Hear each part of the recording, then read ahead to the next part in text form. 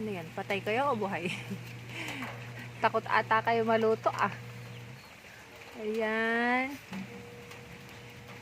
Ayan. Pag may alaga,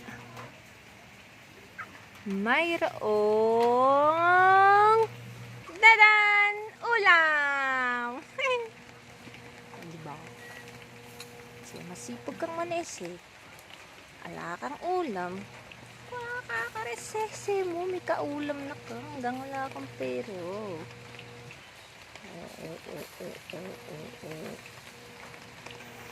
Yan, diba? Sulap-sulap. Nagkatay po ako kahapon ng 3 chicken. Kasi gusto daw ng mga bata ganito. Siyempre gusto ko din. Yan lang. Bye-bye. Thanks for watching. Kahit wala naman.